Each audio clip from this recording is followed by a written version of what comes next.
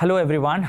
So in this video, let's talk about the consequence of SIBO or small intestinal bacterial overgrowth, which is the root cause for treating or causing IBS.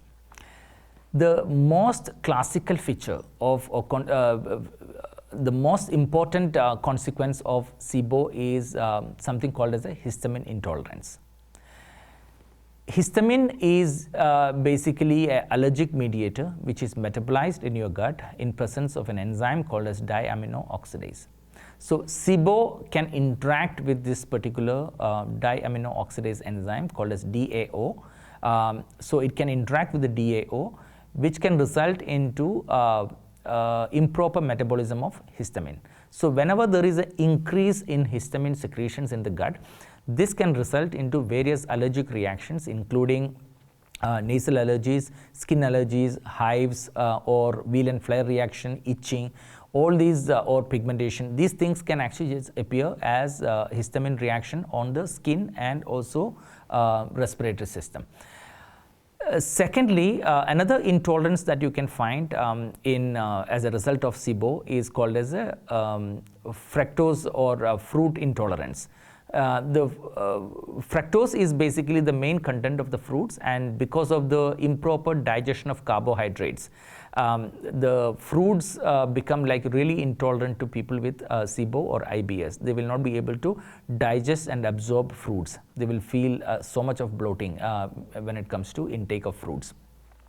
The third is the lactose intolerance. Lactose is nothing but it is basically the carbohydrate present in the milk. So milk and milk products are to be avoided in terms of in people with SIBO.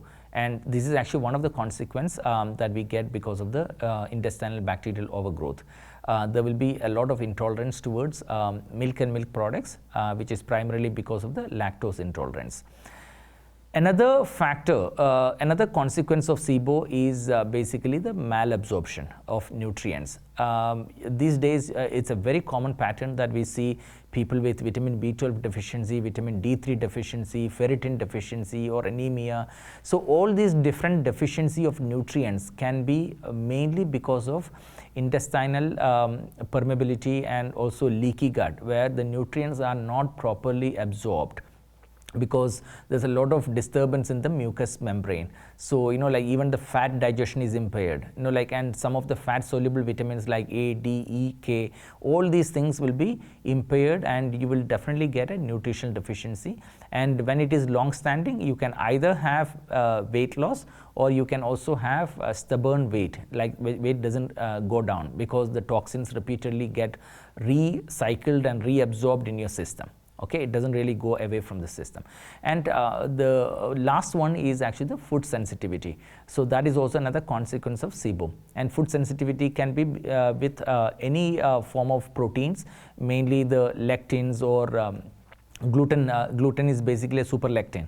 So the covering of fibers, gluten or lectin, the whole foods, all these things you can actually just find a lot of sensitivity when it comes to the bacterial overgrowth. So these are some of the most common consequence of SIBO, and knowing all these things, take it as a symptom of IBS related problems, and this needs to be properly investigated, and then put a plan in action so that you can actually treat and completely eradicate this particular condition before it actually just flares up into major problems and resulting into a lot of other complications. Thank you for watching.